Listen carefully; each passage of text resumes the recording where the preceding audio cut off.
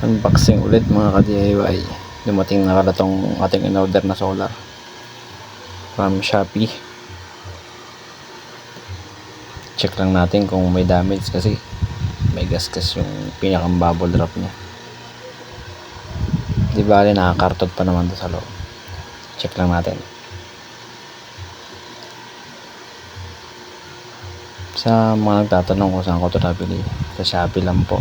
Check nyo lang po sa Shopee. Ito ay 100 watt solar panel Jinko Neo. Ito po yung local brand na Jinko. 100 watts lang po ito. Bali 2 piraso, kaya 200 watts. Sa mga ka-DIY natin dyan, check nyo na lang po sa Shopee.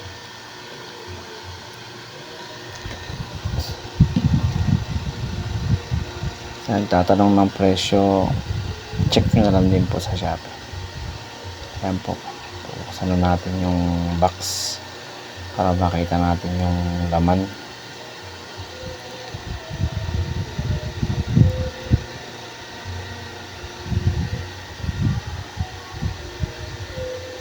Ayan, hiniwa na po natin guys, mga ka-DIY natin dyan.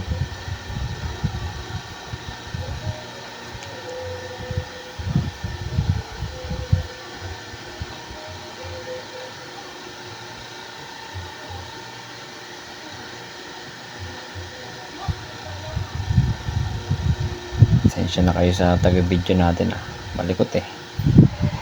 Ayan pa, checkin na natin.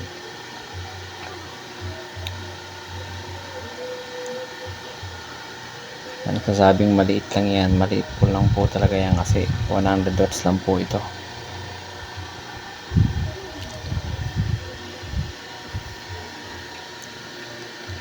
Yan po, makikita nyo po, goods naman po siya, halos wala naman pong basag.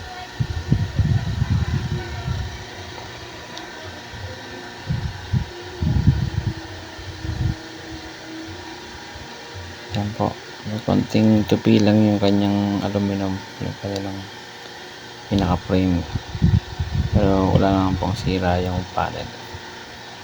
Goods na goods mga ka-DIY.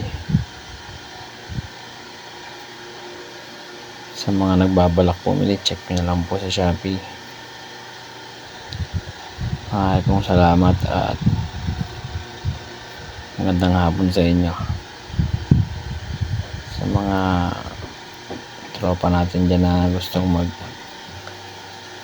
DIY, go lang, basta ingat lang tayo dyan sa paggamit ng solar kasi delikado po ito. Pag nagkamali, sigurado pwede pong masunugan tayo.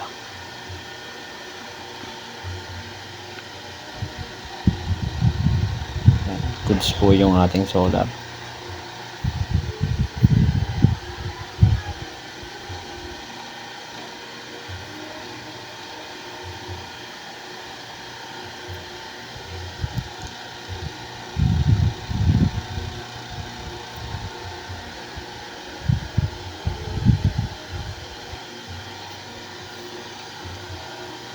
Check pa natin yung isa, bali dalawa po kasi yan. Ito yung pag-check ng kanyang voltahe saka kung gumagana.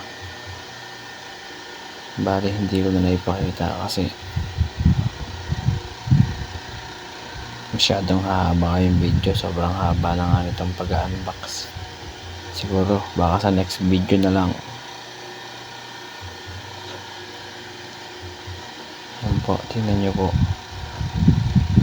goods po yan. Maraming salamat po dun sa seller at saka sa rider. Talagang